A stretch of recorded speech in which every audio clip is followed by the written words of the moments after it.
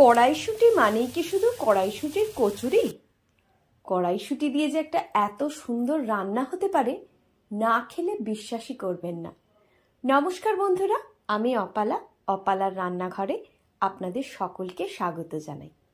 তাহলে আর একটুও দেরি না করে ঝটপট রেসিপিতে চলে যাচ্ছি। রেসিপিটা বানানোর জন্য আমি এখানে 2 কাপ পরিমাণ কড়াইশুঁটি নিয়ে নিয়েছি। ওজন হিসেবে হচ্ছে 300 গ্রাম। সঙ্গে নিয়েছি হাফ কাপ ভেজানো ছোলা, ওজন হিসেবে 80 গ্রাম। এগুলোকে একটা মিক্সিং জারের মধ্যে নিয়ে নিয়েছি। তার সঙ্গে 4টে কাঁচা লঙ্কা আর হাফ ইঞ্চি মতো আদার টুকরো দিয়ে দিলাম। 1 টেবিল চামচ গোটা জিরে, হাফ চা চামচ হিং, 1 চা চামচ নুন আর সামান্য জল দিয়ে আমি এটাকে একটা দানা দানা মতন পেস্ট বানিয়ে নেব।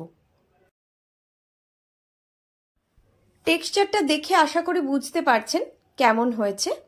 এবার এটাকে একটা বাটির মধ্যে আমি ঢেলে নিচ্ছি।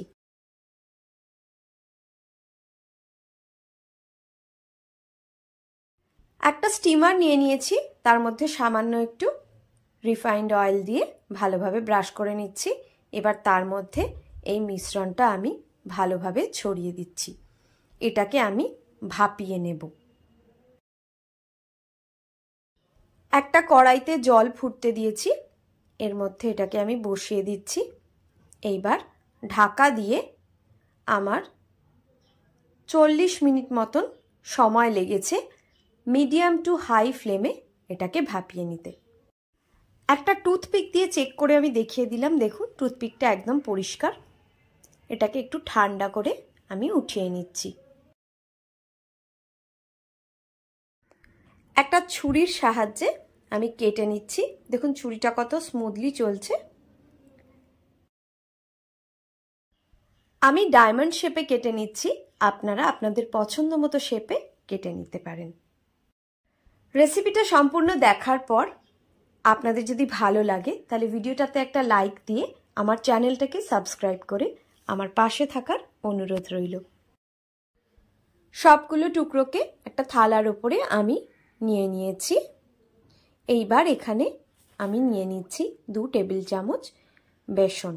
বেসনটাকে আমি সবগুলোর ওপরে একটু ভালোভাবে ছড়িয়ে দিচ্ছি, দিয়ে হালকা হাতে প্রত্যেকটার ওপরে একটু লাগিয়ে নিচ্ছি। একটা ফ্রাইং প্যানে পরিমাণ মতো রিফাইন্ড অয়েল নিয়ে নিয়েছি। তেলটা গরম হয়েছে নাকি একটা ছোট্ট টুকরো দিয়ে আমি চেক করে নিচ্ছি। এবার প্রথমে একটা আমি এর মধ্যে দিয়ে ভেজে নিচ্ছি। দেখুন 2 পিঠ এরকম সুন্দরভাবে ভেজে নিতে হবে। এইবার একে একে সবগুলো আমি ভেজে নিচ্ছি, কারণ এতক্ষণে তেলটা ঠিকঠাক মতন গরম হয়ে গিয়েছে। গ্যাসের ফ্লেমকে মিডিয়ামে রেখে আমি ভেজে নিচ্ছি। তেলটা খুব বেশি গরম হয়ে গেলে লোতে করে দিতে হবে, তা না হলে মিডিয়ামে রেখেই ভেজে নিচ্ছি। এক এক করে আমি সবগুলোই ভেজে নিচ্ছি। রেসিপিটা কেমন লাগলো আমাকে যদি কমেন্টে জানান তাহলে আমার খুবই ভালো লাগবে। আর আপনারা যদি বাড়িতে ট্রাই করেন তাহলে কেমন হলো সেটা জানালেও আমার ভীষণ ভালো লাগবে। সবগুলো টুকরো আমার ভেজে নেওয়া হয়ে গিয়েছে। এখানে আমি 2টো মিডিয়াম সাইজের টমেটো কেটে নিয়েছি আর 2টো কাঁচা লঙ্কা নিয়ে নিয়েছি। একটা মিক্সিং জারের মধ্যে দিয়ে এটাকে একটা ভালোভাবে পেস্ট করে নিচ্ছি। এই রকম ফাইন পেস্ট আমি বানিয়ে নিয়েছি। একটা বাটির মধ্যে এটাকে আমি ঢেলে রেখে দিলাম।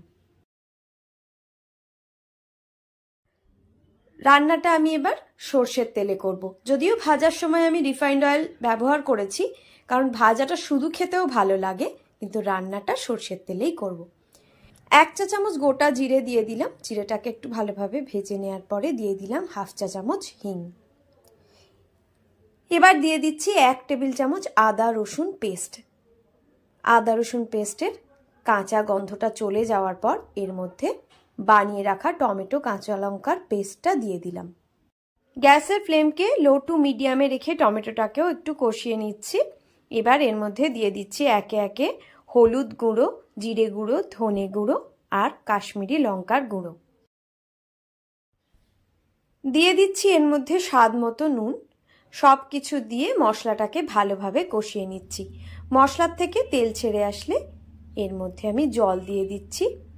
জলের পরিমাণটা আপনারা কতটা গ্রেভি রাখতে চান তার উপর নির্ভর করবে। ঝোলটা ভালোভাবে ফুটে উঠলে একে একে ভেজে রাখা কড়াইশুঁটির টুকরোগুলো এর মধ্যে আমি দিয়ে দিচ্ছি। গ্যাসের ফ্লেমকে মিডিয়াম টু হাইতে রেখে 3-4 মিনিট ফুটিয়ে নিলাম। রান্নাটা আমার প্রায় হয়ে এসেছে। এই পর্যায়ে এসে এর মধ্যে আমি একটু কাসুরি মেথি দিয়ে দিচ্ছি। কাসুরি মেথি দেওয়ার পরে ঢাকা দিয়ে গ্যাসের ফ্লেমটাকে বন্ধ করে আমি 10 মিনিটের জন্য রেখে দিয়েছিলাম। 10 মিনিট পরে আমি পরিবেশন করছি। ভিডিওটা সম্পূর্ণ দেখার জন্য অনেক ধন্যবাদ। সবাই ভালো থাকবেন। আজ এই পর্যন্তই।